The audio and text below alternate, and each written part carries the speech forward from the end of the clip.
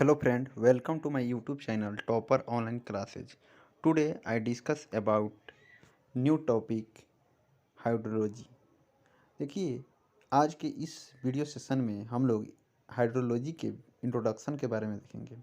यह डिप्लोमा से संबंधित एक सब्जेक्ट है वाटर रिसोर्स इंजीनियरिंग। उसका ये फर्स्ट यूनिट है इंट्रोडक्शन ऑफ हाइड्रोलॉजी। इसमें हाइड्रोलॉजी के परिचय को देखेंगे। हाइड्रोलॉजी आखिरकार होता क्या है उसके बारे में हम लोग देखेंगे। तो सबसे पहले हम हाइड्रोलॉजी के बारे में डिस्कस करते हैं। ये हाइड्रोलॉजी होता है जिसमें यह दो शब्दों से मिलकर बना होता है। एक होता है हाइड्रो और एक होता है logy. Hydro that's means water. Hydro को वाटर ही कहते हैं। हाइड्रो किसे कहते हैं? वाटर को कहते हैं। और लॉजी मीन्स स्टडी होता है। मतलब वाटर के बारे में हम लोग स्टडी करते हैं, वही क्या कहलाता है? हाइड्रोलॉजी कहलाता है। वाटर के बारे में हम लोग अध्ययन करते हैं, वही हाइड्रोलॉजी कहलाता है। ठीक है, तो इसका एक हम लोग डिफिनीशन देखते हैं, शॉर्ट डिफिनीशन। उस डिफिनीशन से हम लोग हाइड्रोलॉजी के बारे में क्लियर कर सकते हैं। देखिए, हम लोग इस वीडियो को और इस फर्स्ट लेक्चर को हम लोग सावधानीपूर्वक और इजी लैंग्वेज में समझने का प्रयास करेंगे। देखिए, हाइड्रोलॉजी होता क्या है, हाइड्रोलॉजी के बारे में हम चर्चा करते हैं। देखिए, हाइड्रोलॉजी साइंस का ब्रांच होता है। किसका ब्रांच होता है? साइंस का ब्रांच होता है। हाइड्रोलॉजी किसका ब्रांच होता है? साइंस का ही ब्रांच है, जिसमें हम लोग पृथ्वी पर उपस्थित और एटमॉस्फेयर पर उपस्थित वाटर है। जैसे में कहने का मतलब वाटर जो है वह पृथ्वी पर भी है और एटमॉस्फेयर से भी आता है और उपलब्ध है। एटमॉस्फेयर आप समझ सकते हैं, जिसमें इन्वायरमेंट वायुमंडल में हम लोग वाटर को बहुत ही माध्यम में पाते हैं। जैसे स्नो के रूप में जब जानते हैं, ड्रिजल के रूप में, रेन वाटर के रूप में, बहुत से प्रकार से हम वाटर को फॉर्म में देख सकते हैं, डिफरेंट फॉर्म में देखते हैं। तो वहीं जो वाटर है उसको हम लोग किस प्रकार ओकुरेंस करें। ओकुरेंस मीन्स किस प्रकार वह वाटर है वह कैसे घटित होता है, उसके घटनाओं के बारे में जानना। उसके सर्कुलेशन के बारे में। सर्कुलेशन का अर्थ हुआ उसके सर्कुलेशन मतलब कि वहाँ पे आप लोग प्रसार। सर्कुलेशन मतलब प्रसार, मतलब वाटर आया, वह उसका प्रसार कहाँ कहाँ होगा, किस प्रकार से करे, उसी को सर्कुलेशन कहते हैं। एंड डिस्ट्रीब्यूशन, वाटर आखिरकार जो वाटर है वह कितना मात्रा में किसको डिवाइड किया गया है। जैसे में कितना परसेंट पेयजल है, कितना परसेंट रेन वाटर होता है, कितना उसमें से पेय है, कितना शुद्ध है, कितना अशुद्ध है। इस टाइप से जो डिस्ट्रीब्यूट किया जाता है वाटर को, उसी को क्या कहते हैं? डिस्ट्रीब्यूशन, मतलब वितरण। मतलब कि हाइड्रोलॉजी को हम समझ सकते हैं। हाइड्रोलॉजी साइंस का ही ब्रांच है, जिसमें हम लोग अर्थ पर और एटमॉस्फेयर पर उपस्थित वाटर के ओकुरेंस, सर्कुलेशन एंड डिस्ट्रीब्यूशन के बारे में अध्ययन करते हैं। ओकुरेंस मतलब घटना, सॉरी हाँ, ओकरेंस मीन्स घटना, सर्कुलेशन मीन्स प्रसार, एंड डिस्ट्रीब्यूशन मीन्स वितरण। ठीक है, तो हम लोग हाइड्रोलॉजी के एक डिफिनीशन को देखते हैं। क्या लिखा हुआ है? Hydrology is the branch of science in which we deals the occurrence, circulation and distribution of water on the earth surface and atmosphere. अभी हम जो बताए हैं वही लिखा गया है, आप इस शॉर्ट डिफिनीशन को भी देकर समझ सकते हैं। उसके बाद है हाइड्रोलॉजिकल साइकिल। आखिरकार जो हाइड्रोलॉजिकल साइकिल होता है वह क्या होता है, कैसे हम पता लगाएंगे कि ये हाइड्रोलॉजिकल साइकिल है? तो उसको जानने के लिए हम लोग इस डिफिनीशन, शॉर्ट डिफिनीशन को देखते हैं। अब हम लोग देखेंगे हाइड्रोलॉजिकल साइकिल। आखिरकार हाइड्रोलॉजिकल साइकिल क्या होता है? देखिए, हाइड्रोलॉजिकल साइकिल में हम लोग समझते हैं, सबसे पहले हाइड्रोलॉजिकल के बारे में समझते हैं। हम लोग अभी देखे हैं हाइड्रोलॉजी आखिरकार होता क्या है, उसके बारे में देखे हैं हाइड्रोलॉजी के बारे में। तो हाइड्रोलॉजी के बारे में हम लोग यही देखे हैं कि हाइड्रोलॉजी एक ब्रांच का ही साइंस का ब्रांच है, जिसमें हम लोग वाटर के सर्कुलेशन, डिस्ट्रीब्यूशन एंड ऑकुरेंस के बारे में देखते हैं।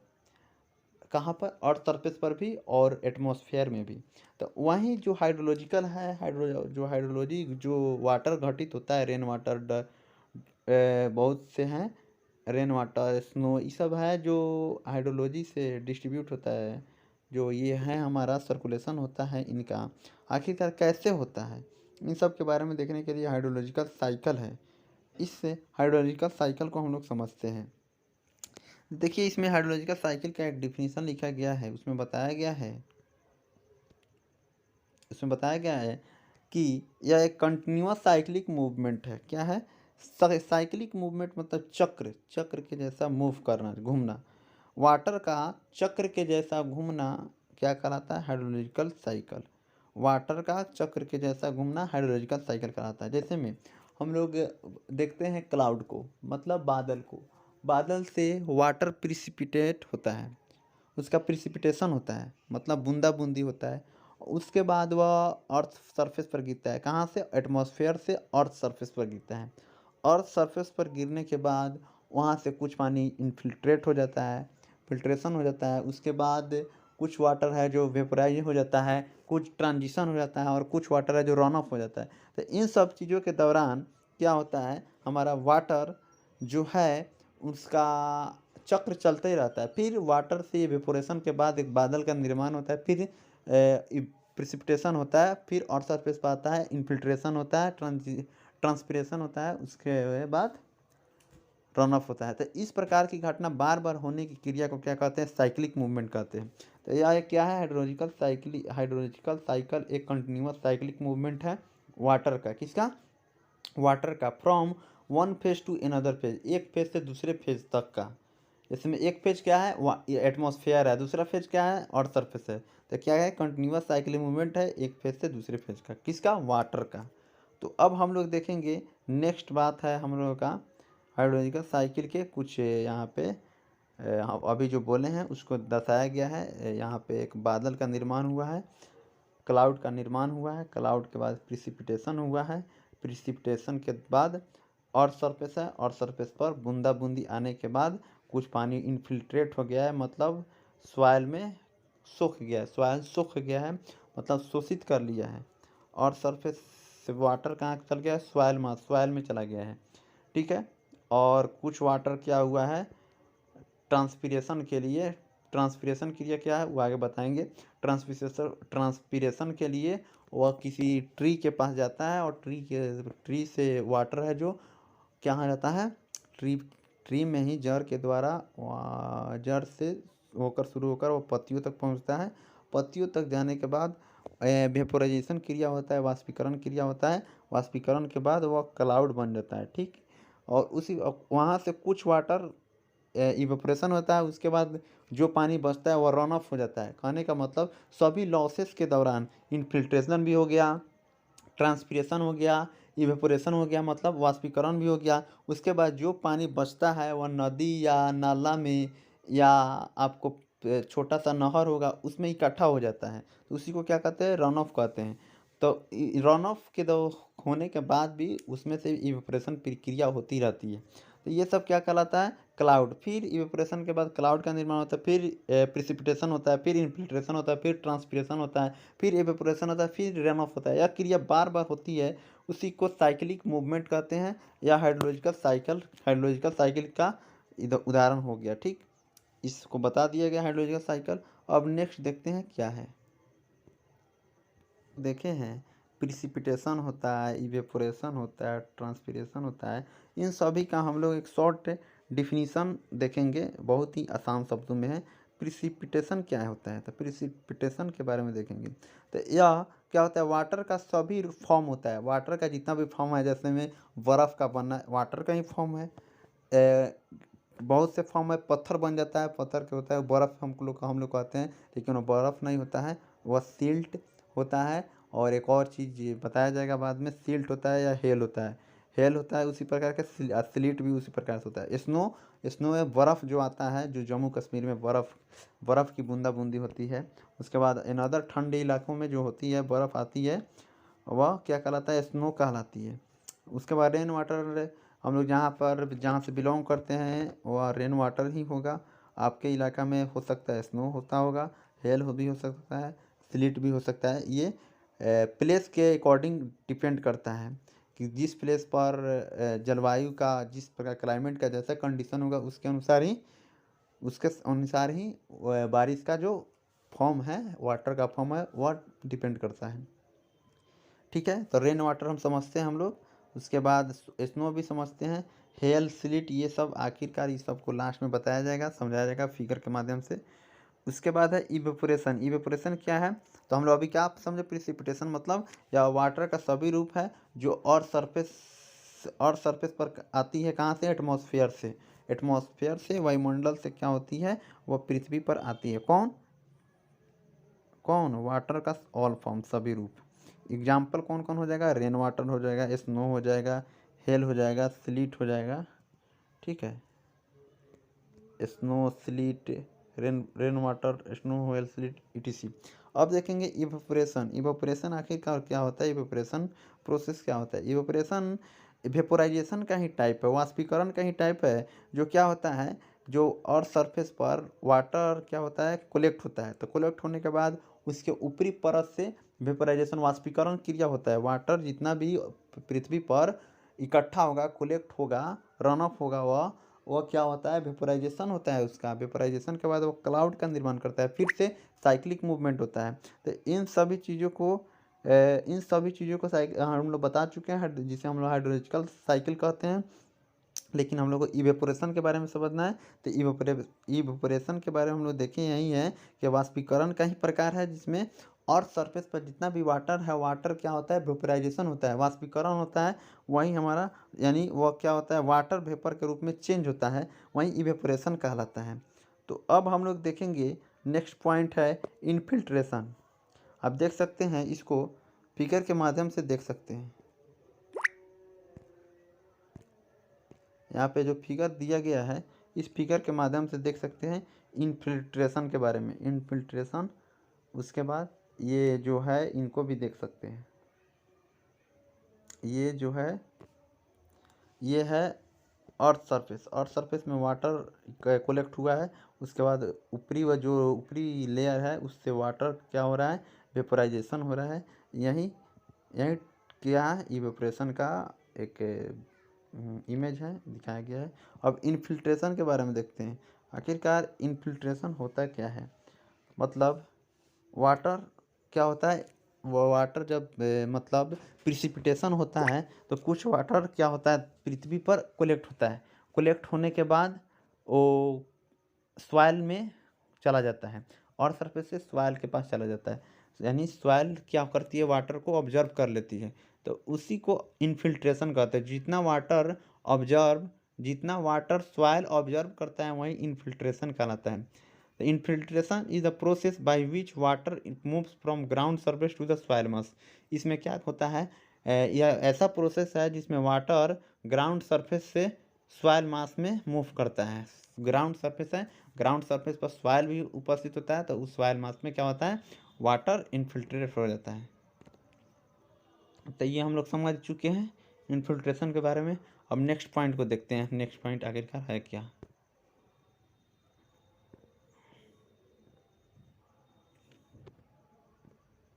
Transpiration is the process of water movement through the tree and its evaporation from leaves of tree। कहने का मतलब ट्रांसपिरेशन क्या है, वाटर मूवमेंट की प्रक्रिया है। ट्रांसपिरेशन वाटर मूवमेंट की प्रक्रिया है, इसके माध्यम से ट्री के माध्यम से वाटर का मूवमेंट होता है। जैसे में प्रिसिपिटेशन के बाद वाटर और सरफेस पता है, और सरफेस से वाटर पेड़ के पास जाती है, और पेड़ क्या होता है, पेड़ से पत्तियों के पास पहुंचती है, जिसके कारण वहाँ पे वेपोराइजेशन की प्रक्रिया होती है। वेपोराइजेशन के बाद वह क्लाउड का निर्माण करती है, फिर से साइक्लिक मूवमेंट होता है। तो यही वेपोराइजेशन की क्रिया क्या कहलाती है, ट्रांसपिरेशन कहलाती है। Transpiration is the process of water movement. Water movement की क्या है, प्रक्रिया है, थ्रू ट्री, किसके द्वारा, ट्री के माध्यम से, पेड़ पौधे के माध्यम से, and it's evaporation from leaves of tree, और इसका जो इवेपोरेशन होता है ट्री के पत्तियों द्वारा होता है। अब हम लोग अगला पॉइंट देखेंगे। देखिए अगला पॉइंट, अब देखिए प्रिसिपिटेशन के बारे में हम लोग अभी देखे हैं। अब हम लोग रन ऑफ के बारे में देखेंगे, आखिरकार रन ऑफ होता क्या है। तो देखिए रन ऑफ के बारे में यहाँ पर लिखा गया है, रन ऑफ के बारे में लिखे हैं, run off is the flow of water occurring on the ground surface. मतलब यह वाटर का ही फ्लो है जो ग्राउंड सरफेस पर होता है। देखिए जब बारिश होती है, या ड्रिजल आता है, या स्नो आती है, तो उसके आने के बाद और सरफेस पर वाटर का लेयर या स्नो का लेयर काफ़ी मात्रा में बन जाती है, और वह बनने के बाद कुछ वाटर या स्नो पिघल भी जाता है। पिघलने के बाद वेपोराइजेशन क्रिया हो जाती है। उसके दौरान जो वाटर, इन सभी क्रियाकलाप होने के बाद जो वाटर बचती है अर्थ सरफेस पर, वही रन ऑफ कहलाता है। जैसे में रेन वाटर आया, रेनफॉल हुआ, रेन वाटर आया पृथ्वी पर, इन्फिल्ट्रेशन के दौरान कुछ वाटर पृथ्वी के अंदर चला गया। उसके बाद ट्रांसपिरेशन के दौरान कुछ वाटर पृथ्वी से ऊपर चला गया, मतलब क्लाउड बन गया। और इवेपोरेशन के दौरान भी कुछ वाटर क्लाउड के रूप में चेंज हो गया। साइक्लिक मूवमेंट हुआ इस प्रकार से। ठीक, जो इन सब चीज़ों के दौरान ये सब लॉसेस जब हो जाता है, तो जो कुछ पृथ्वी पर वाटर की मात्रा बचती है वहीं रन ऑफ कहलाती है। Run off is the flow of water occurring on the ground surface, जो ग्राउंड सरफेस पर होती है। तो रन ऑफ का हम लोग यहाँ पे एक फार्मूला लिख सकते हैं, प्रिसिपिटेशन माइनस लॉसेस।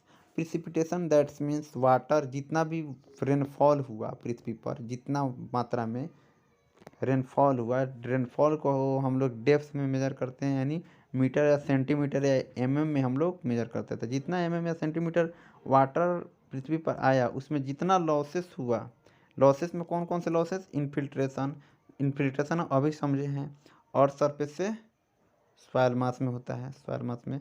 उसके बाद ट्रांसपिरेशन, ट्रांसपिरेशन पत्तियों से होता है, पत्तियों से इवेपोरेशन क्रिया हो जाती है।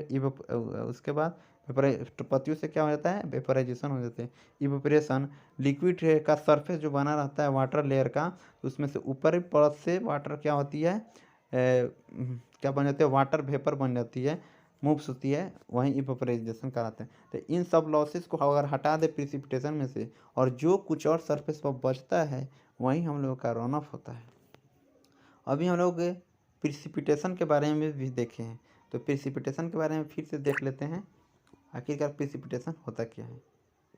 देखिए, precipitation, it is defined as all form of water reach to the earth surface from the atmosphere. मतलब यह वाटर का ही सभी रूप है जो अर्थ सरफेस पर पहुंचता है, फ्रॉम एटमॉस्फेयर, एटमॉस्फेयर से अर्थ सरफेस पर पहुंचता है। A flowing are the forms of water which is reach to the earth surface. निम्नलिखित फॉर्म है, ऑल फॉर्म के रूप में, उसी समय से हम लोग ऑल फॉर्म कर रहे हैं, मैंने सभी रूप कर रहे हैं। तो आखिरकार वाटर का सभी रूप का नाम कुछ तो कुछ ना होगा ना, तो उस नाम को यहाँ पे दर्शाया गया, बताया गया। पहला है रेन वाटर, आपका हो जाएगा, या रेनफॉल, ड्रीजल, स्नो, ग्लेज, स्लीट और हेल। इन सभी को हम लोग फिगर के माध्यम से अभी बता रहे हैं। रेन वाटर का फिगर है, ड्रीजल है, स्नो है, ग्लेज है, स्लीट है, हेल है। हम लोग के यहाँ अधिकांशतः रेन वाटर होता है या तो स्लीट होता है, स्लीट होता है, जिसके कारण हम लोगों को पता नहीं चल जाता है अनदर पार्ट्स के बारे में।